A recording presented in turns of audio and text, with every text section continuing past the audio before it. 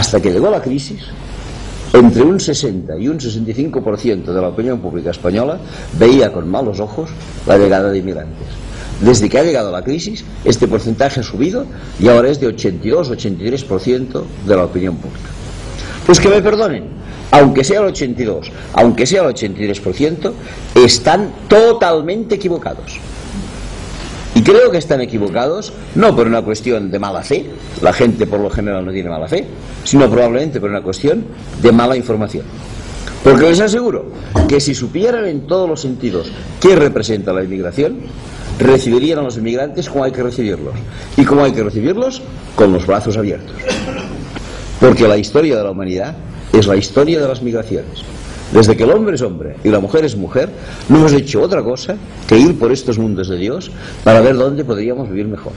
Dicen los antropólogos que el primer Homo sapiens apareció en Etiopía, en lo que aquel tiempo, bueno, aquel tiempo no sé cómo le llamaban, antes llamamos Abisinia.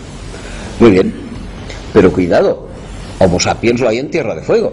Imagínense ustedes de Abisinia atravesar Siberia, llegar al estrecho de Bering, porque si no podías alcanzar América cuando fuera invierno y estuviera helado y haciendo unos patines, y entonces desde allí ir bajando hasta el sur de Chile. Miles y miles de kilómetros, hechos eso sí, en miles y miles de años. Esto ya viene de muy antiguo. Pero no hace falta ir a la prehistoria, solo que vayamos al siglo XIX nos daremos cuenta. Ahora decimos, y es verdad, en Europa hay 30 millones de inmigrantes. Sin duda, hay 30 millones de inmigrantes. Pero en el siglo XIX, de Europa salieron 50 millones de europeos emigrando hacia las Américas, hacia la India, hacia Sudáfrica, hacia donde fuera en aquel momento. Y les aseguro que suponía mucho más la salida de 50 millones de Europa con la población europea del siglo XIX que la llegada de 30 millones a Europa con la población europea del siglo XX. Una isla como Irlanda quedó abandonada. Solo se quedaron en Irlanda el 10% de los pobladores. El otro 90% se marchó, la mayoría a Massachusetts. También de Italia se marchó el 50% de la población. Media Italia se marchó.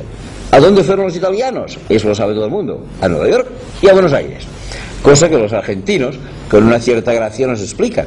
Un pequeño poema que quizá hayan oído alguna vez y que dice lo siguiente: los mexicanos descienden de los aztecas, los guatemaltecos descienden de los mayas, los peruanos descienden de los incas y los argentinos descienden de los barcos, porque llegan allí con sus barquitos. Esta es un poco la historia que hay que conocer de las migraciones. Y no hace mucho visité una isla preciosa llamada Menorca, que es muy llanita, pero tiene una pequeña montañita, muy pequeña, en medio de la isla, que le llaman el Tal. Y ahí hay una ermita, que es la referencia de la isla. Fui a visitar esta ermita, esta montañita, y me encontré con una placa en la pared, que casi por casualidad leí, y lo que decía aquella placa era una lección de historia. Magnífico. ¿Qué decía aquella placa?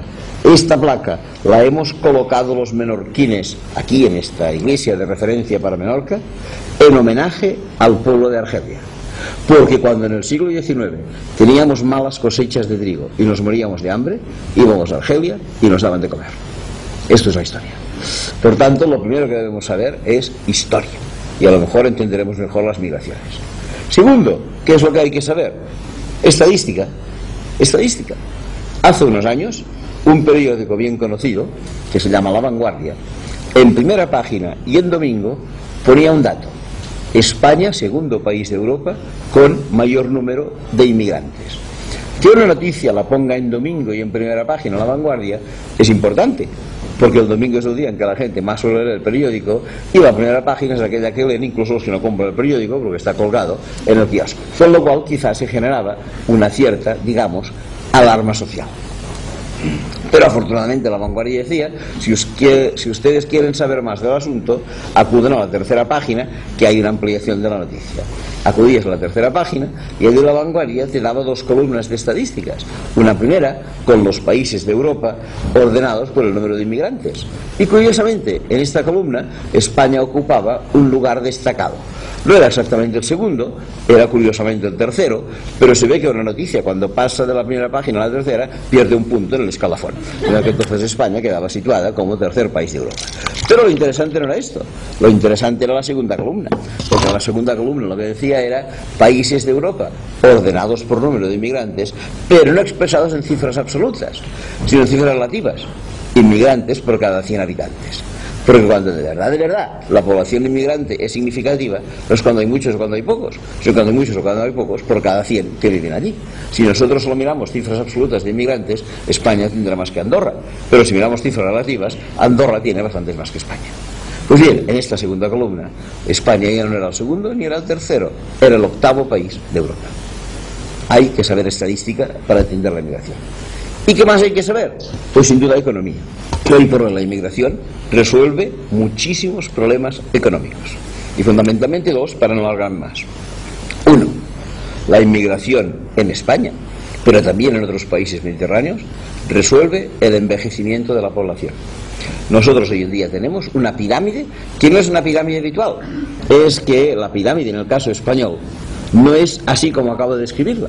Porque, como muchos recordarán, a finales de los 70, principios de los 80, terminó el llamado boom de la natalidad.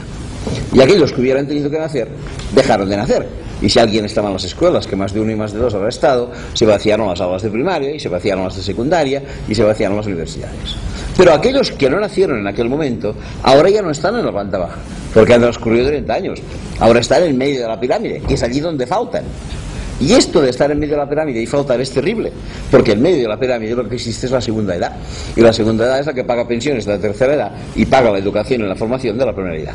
De manera que nuestra pirámide es así, después hace un agujero así, y ahora se ha vuelto a rellenar un poco porque los inmigrantes han tenido hijos.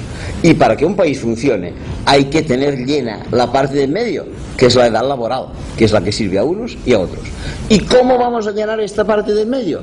¿Con nacimientos? Difícil, porque los críos suelen nacer con 0 años y no con 30 años, de manera que por aquí no lo vamos a resolver. Entonces, la única manera de llenar esto se llama inmigración. Y la ONU tiene estudiado el tema. Y para que España pueda tener una pirámide equilibrada, según dijo la ONU en 1999, claro que la ONU no contaba con la crisis en aquel momento, haría falta que desde 1999 hasta 2020 a España llegaran 155.000 inmigrantes nuevos por año.